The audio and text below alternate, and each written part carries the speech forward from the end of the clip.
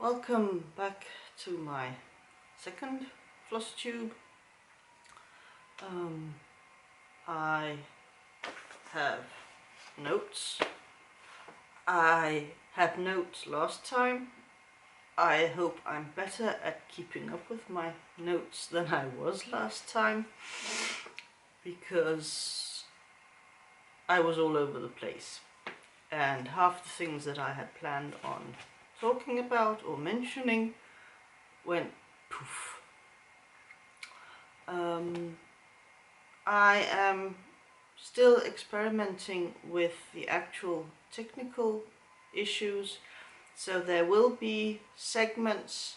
You will also notice that all of a sudden I have changed clothes. This is not some sort of hocus pocus wee magic. This is just simply because I've been filming on different days, and then hopefully I can get it all up to YouTube much easier if I have it in small segments. We're going to start with the cross stitch stuff. Then I'm going to do part of the introduction of who am I, because that was one of those things that just went totally off the radar. And we'll see how this works out. So, first of all, the really good news, I have an FFO. I had started on this guy, and I have finished him.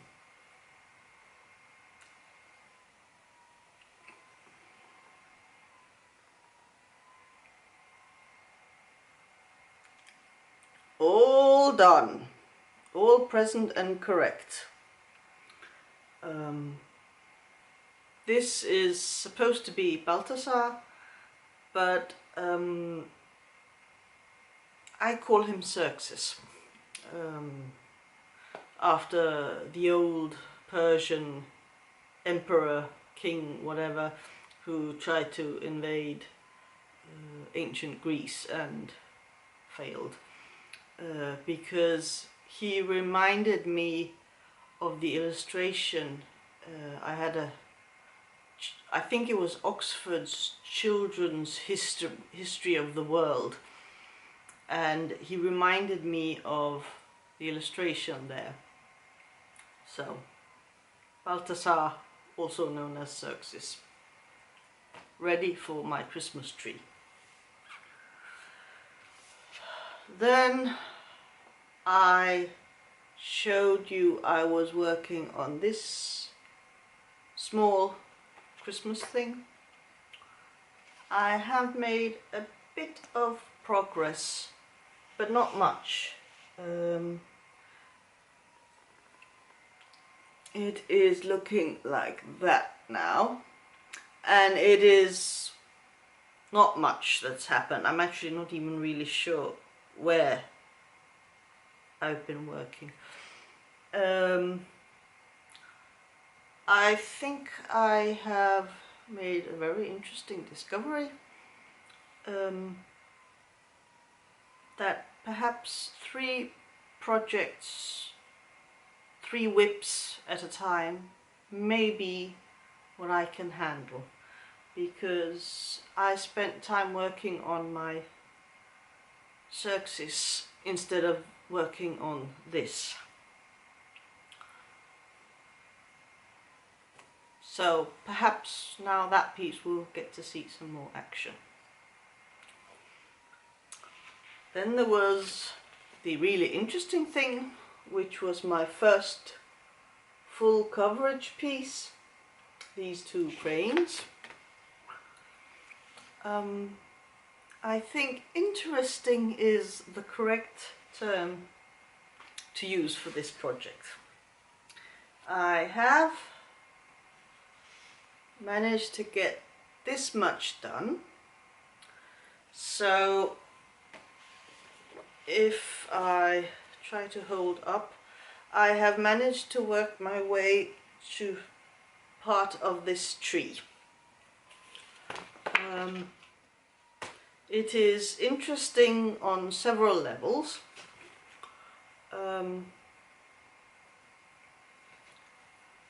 Most of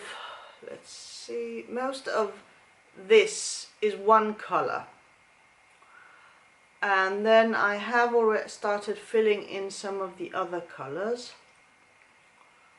And over here there was suddenly a lot of confetti sort of in this area.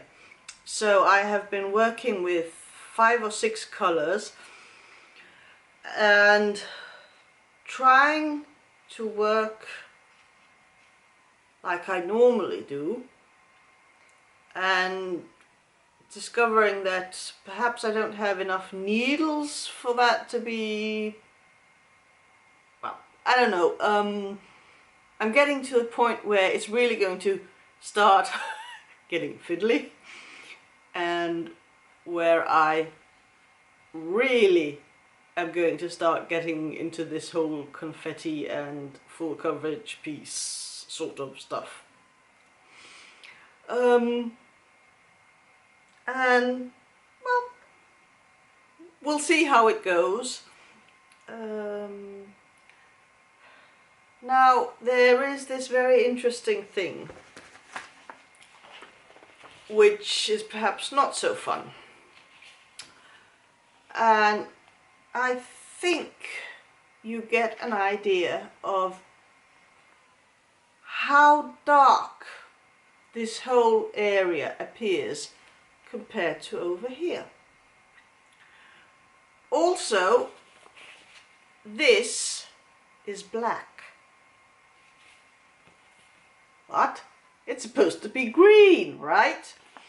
I have been looking at what colors have been used here, and there are only 3 greens actually, green flosses, and only one of them is used here, and very sparsely.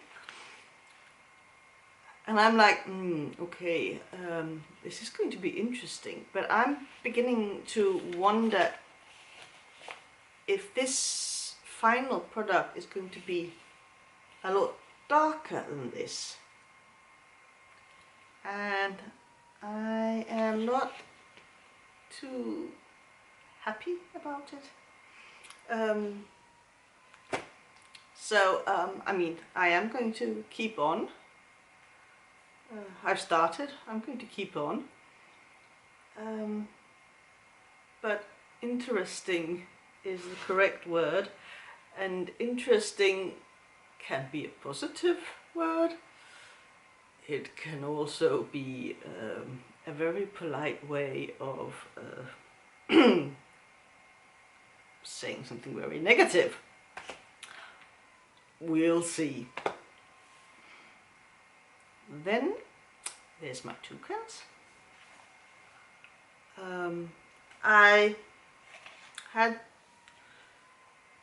I was doing a challenge in one of my groups on Ravelry, and ended up saying, okay, it's a challenge where you get tagged, and then you have to spend 6 hours on just one project. And then when you've done your 6 hours, I mean, it can be all in one sitting, or it can be spread over 6 days, or we have 14 days in all before we then have to report back and tag the next person. And I opted to work on my toucans for the tag, and then started thinking, okay, because this was a Tuesday, and T is for Tuesday and T is for toucan. So I was thinking, okay, maybe if I do every Tuesday, I work on this piece. And then last Tuesday I had to go for a hospital checkup, So I was gone all day, so I didn't work on it. And then it was, okay, better pick it up on the Wednesday. And then, I don't know what happened, but I got all excited. So I worked more than just one day that week. And this is what it looks like now. So, let's see if I can. I have finished the tail. I got a lot of this bit finished. I have been able to pull out one vertical grid line on this side, which means that everything to the, let's see, to the right of this thread here, that's all done. I got stuff finished over here and have also pulled out one vertical thread out from here. And then I got a bit more done in here, and I got all this done. And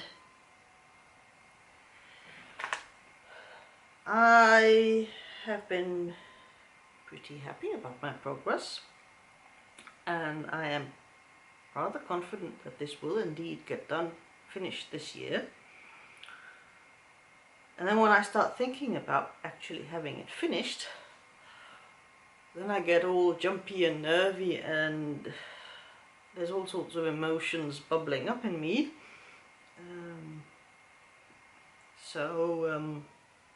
I don't know what's going to happen when I actually get it done, because my inner 12-year-old who has been weeping and moaning and wailing about this is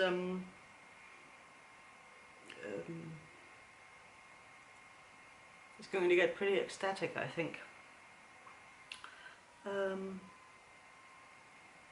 So at the moment, 3 active whips, no real plans of rotations or whatnot, apart from the fact that perhaps this work was going to be done on Tuesdays, which has already gone to seed. But hey, progress is progress. And then this isn't a new start, not yet, but I have a bone to pick with one of you. I'm looking at you, Ingeborg, a stitch too far. She was really mean.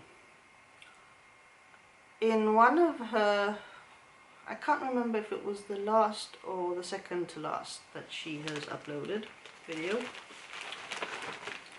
she mentioned a hardanger along, which is being done by stitching with a smile.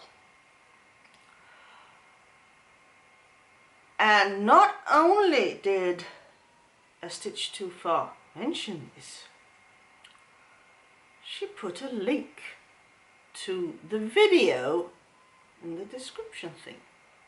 So all a weak soul had to do was go and click on that link, and they got thrown over to that particular video where Stitching with a Smile showed the pattern and told us how to get ready for it.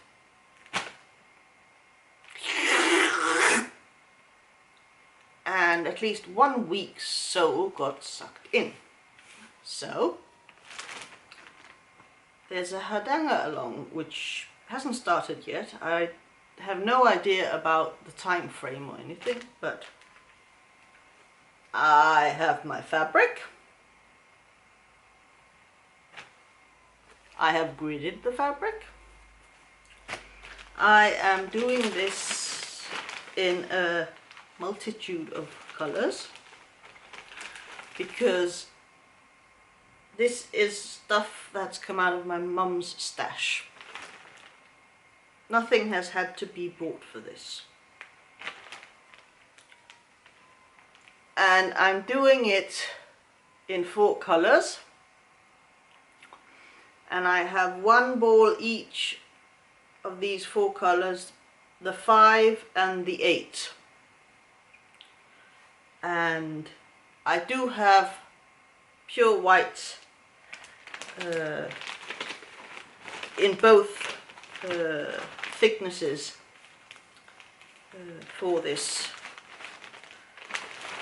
If there are some elements where I can see, okay, I'm not going to have enough to be able to make this look neat in this particular color or in any color, so I'll just opt for the white and get something that is, I'm planning on, is going to be a very springy kind of thing, but also slightly Halloweeny. And this brings me to a question which hasn't anything to do with cross stitches or stitching or anything. I get the fact that orange is a Halloween color, but why purple and why green?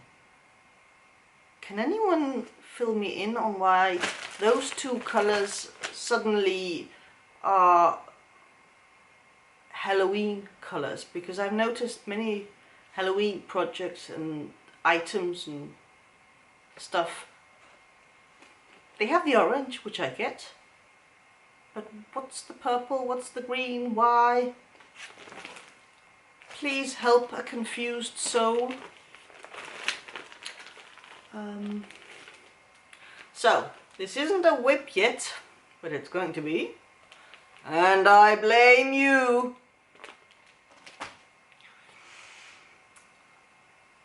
And now I hope that my technical skills are going to enable me to insert a couple of things I've filmed previously where I introduce myself a wee bit more than I have done previously. Crossing fingers.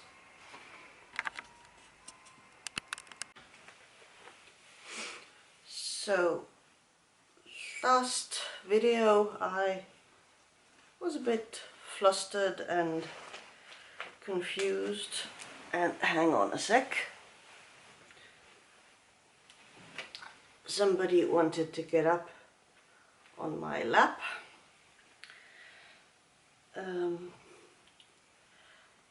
So I completely forgot to introduce myself properly. You can call me Otto, in which case the correct pronouns would be he, his, him. You can also opt to call me Penny, in which case the pronouns would be she, her and hers. You can also opt for the easy way and just refer to me as they, them and their, in all, regardless of what name you choose.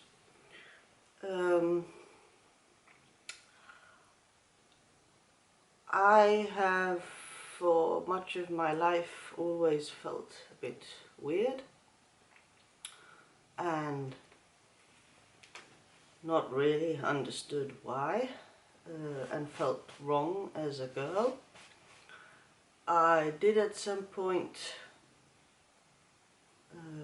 learn that there were also transgender people, but at least what I knew of transgender people, it didn't quite seem to fit on me. A few years ago I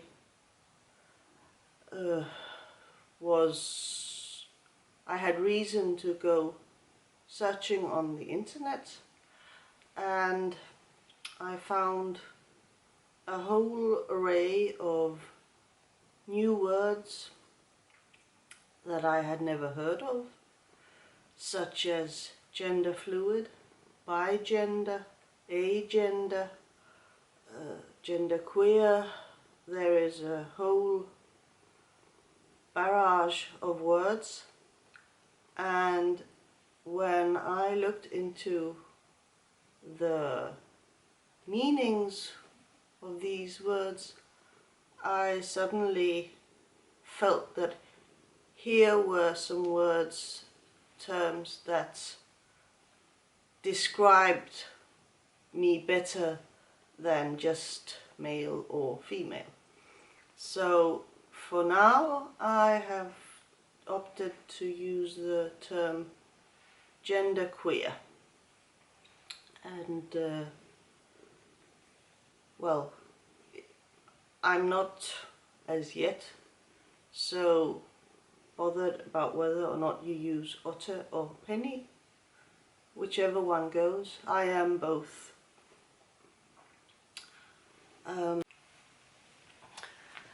So one of the questions on the Know Your Needleworker tag is, where do you live? Some of the people who commented on my first video put the question slightly differently. They asked me, where are you from? Which is more tricky. But I can tell you that I live in Denmark. I live on a small island, and I have an atlas here just so you can get an idea of exactly how small. So we have the world here, and we have Europe here. If we go in a wee bit more, then we have a map of Europe, and we have Denmark here as a small orange blob, and actually Ærø is a teeny tiny little blob right down there.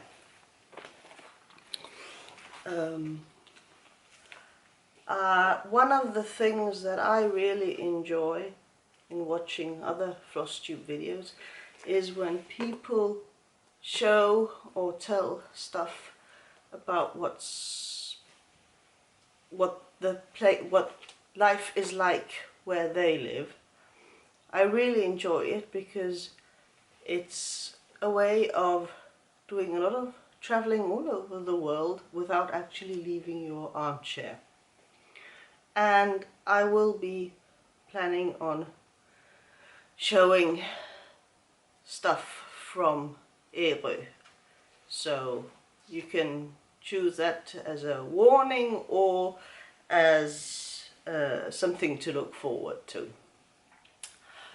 Now, where am I from is a lot trickier, because for different people from means different things. Some consider it to be where you're born, or where you grew up, where you live currently, what your passport, what your citizenship is, what your nationality is. And for a lot of people, the answer to all these questions would be the same. That isn't the case for me. So I was born in Switzerland. I grew up in Italy. I went to an international school which was based on the English school system. I can recall that somewhere around the age of, shall we say, 8 or 9, I considered myself to be more English than anything else. My dad is from Finland. Mum is from Denmark. They had always assumed that when we left Italy we would end up in Finland, but we ended up in Denmark. I know that in many ways I am Danish, but I also know in many ways I am not. I was almost 11 before we came to Denmark, and there are lots of things that go on in your childhood which define you. I also know from my times up in Finland, I've spent 2.5 years in total as a student, and I know that in many ways I'm not Finnish, but I also know people who completely put me down as being very Finnish. So, well, I'm not really sure where I'm from. I am a Finnish citizen, but on the other hand, this tiny island where I live, I can trace family roots back to at least the mid-1600s on one side of the family tree. And this wasn't where we moved to when we came to Denmark, but I don't really feel that much of a connection to where we used to live. I had actually wanted to end up living in Wales,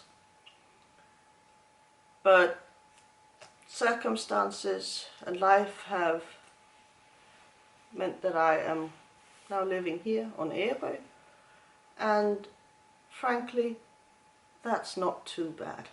In fact, it's pretty bloody good, excuse my French. But I hope that answers that set of questions.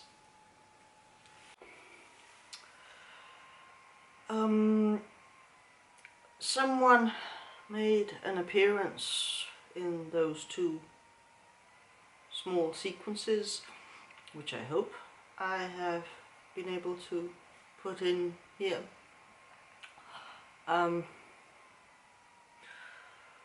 My son, or the boy, or with his full name, Ramses Jensen af St. Albert. Ramses. There are countless pet names for him. He's my fur baby. He's an only child. He's been that for most of, not quite most, but we had a little sister, but she went out one night I think it's 4 years ago, and never came back. And before she became part of the family, it had just been him. And he is now, I think, roughly 12 years old. And although I get broody every time I see kittens, I have decided he's going to be allowed to be a spoilt little boy and the only cat around the house for the rest of his life. And trust me, he is spoiled. and you will probably get to meet him in other episodes, and you'll probably also get to hear about stuff he does.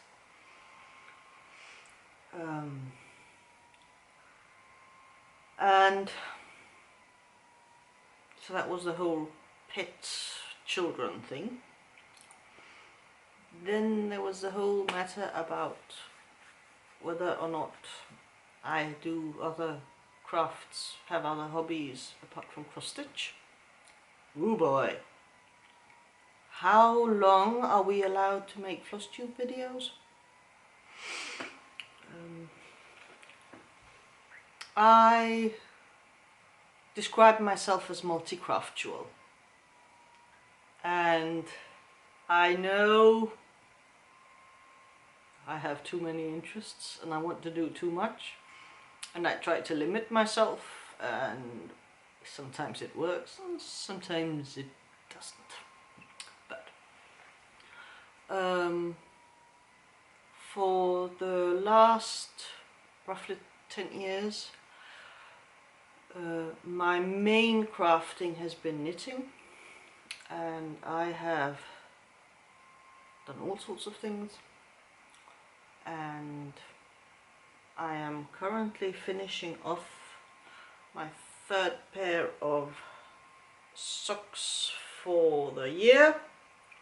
I just need to kitchen the toes and then finish the ends on that sock, and then hey presto, a pair of socks for Mum. And socks are one of the, at least for my mum, they are one of those things that I can do if I want to craft, but my brain is not really working all that well, because I don't have to think. If I can't brain enough to knit, then people know it's a really, really, really bad day. I have loads of knitting whips. Currently they are all over the place, as is much of my yarn and much of my crafting supplies. I do crochet a bit, but not as much as knitting. Also, the things that I crochet, they tend to be rough on my paws, and so I can't crochet for long periods at a time. So we have cross stitch, we have knitting, we have crochet, sewing and patchwork. I haven't done any in ages. I have a substantial amount of fabric.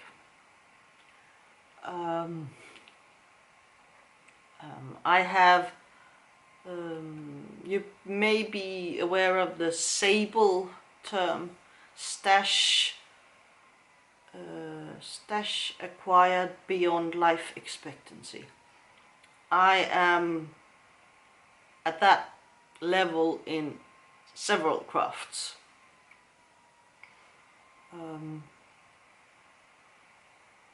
My fabric collection is one of those.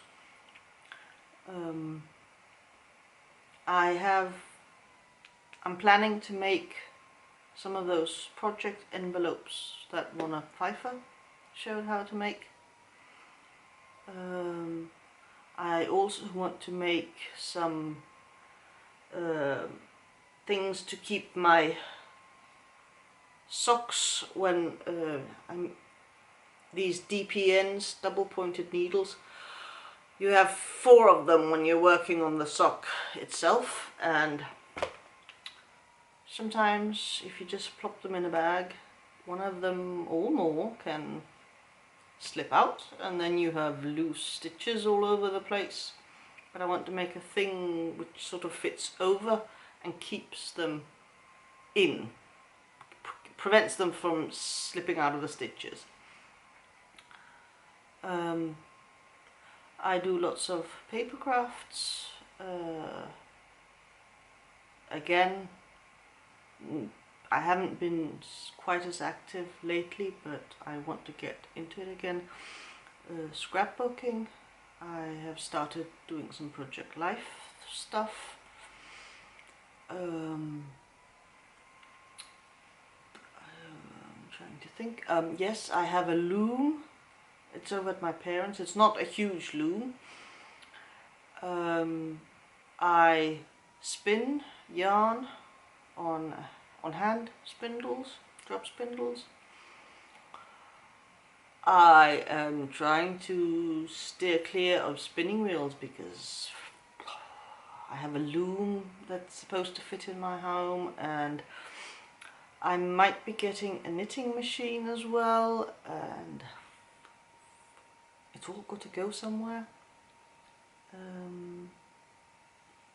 And I don't read quite as much as I have.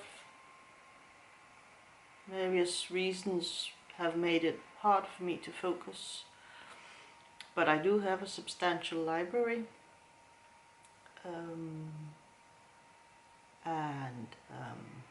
Does Lego count as a hobby?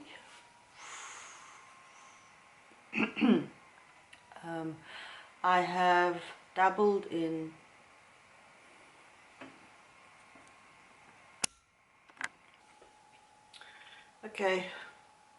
another reason why I need to experiment more with filming, doing my videos in segments: camera overheating. So I was just about to tell you that I had also been dabbling in bobbin lace making, and well, lots of crafts, and then there are all the ones that I could be tempted by, but I'm trying to steer clear because I already have hard enough time trying to squeeze in all the stuff I already want to do, and if I suddenly pick up something new, well, there's even more to fit in, and somehow there's still just 24 hours in a day. So, with all that in mind,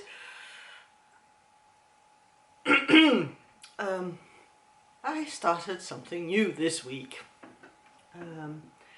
I have been considering kumihimo braiding for a couple of years, and I think it was last year where I bought a book, and then last Tuesday when I was over on the mainland, I don't know why, but we went to a hobby shop, crafting shop, and it was actually rather weird because I only came out with one thing, which wasn't even what I was going in to look for, but it was just brain overload. But they had those foam boards for the kumihimo braiding, so I grabbed one, and so far I have managed to do, let's see, I've done two very simple ones. Can I get it to focus?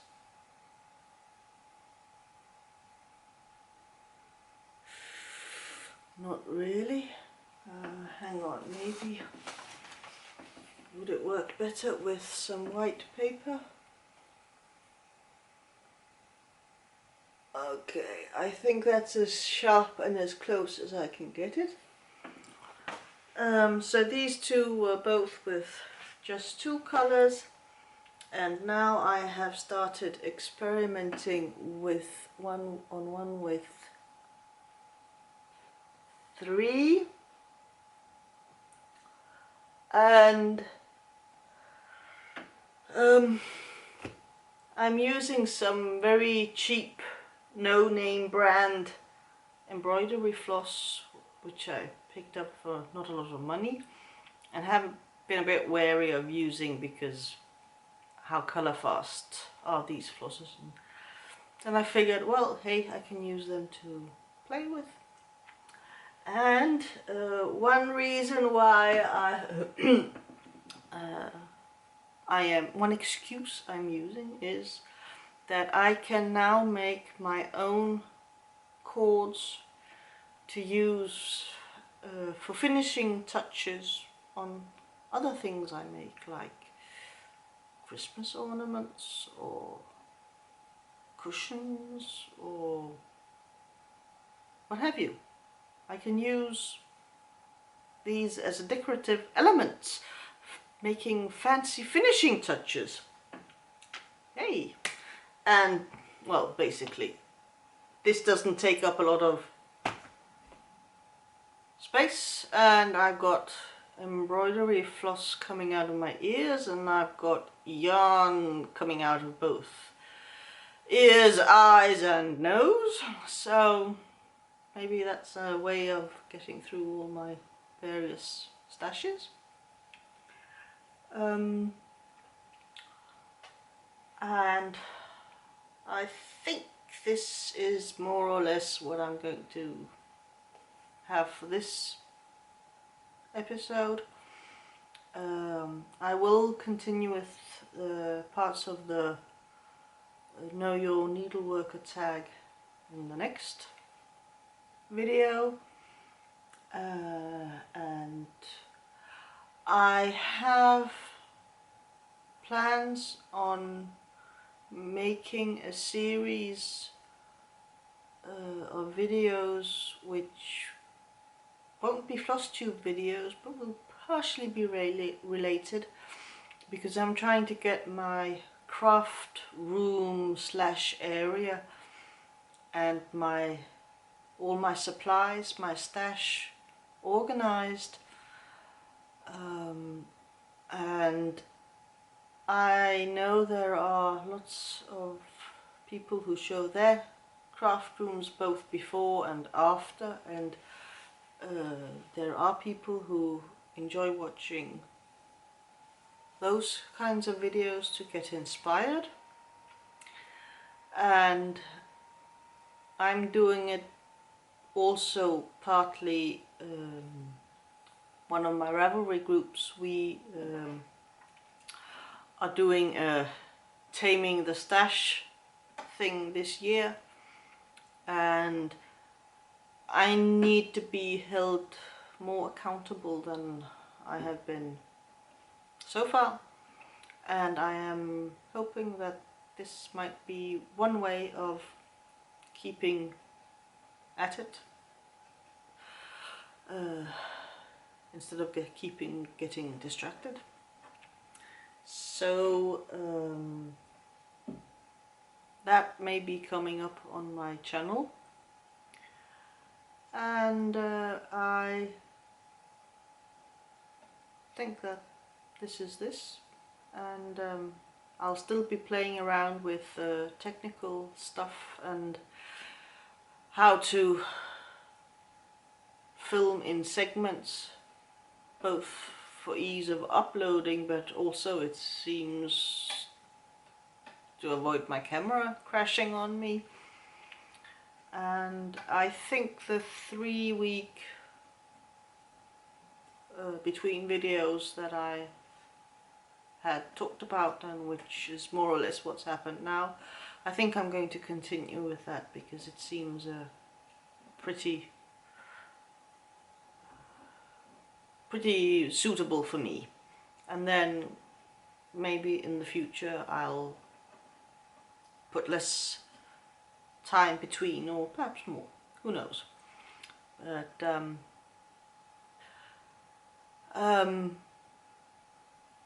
I don't think I'm going to be putting any footage from Ærø at the end of this video. I think this is long enough, but from the next episode I will be showing stuff from the island, And well, you can consider yourself warned, or you can consider yourself tempted. Thank you for watching. I hope you enjoyed it, and see you next time. Bye.